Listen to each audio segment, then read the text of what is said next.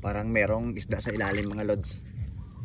Subukan natin kung mahuli natin. Hindi ko alam kung anong isda to, kung mahuli ko, pero susubukan kung sisirin ko lang.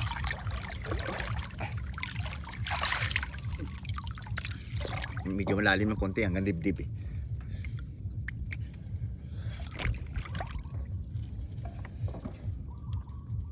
Andun yung huli niya kaninang lapu-lapo.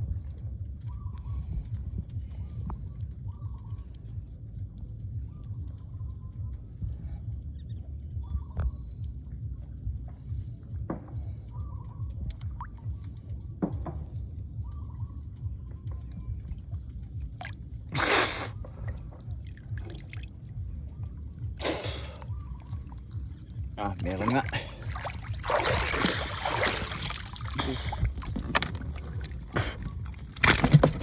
Wala din. Sige pa naman yan. Panay na lang. Panay na lang ganyan ah.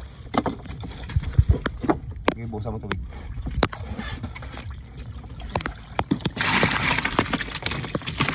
Yan na naman. Wala po ulit. Yun yung isa kanina.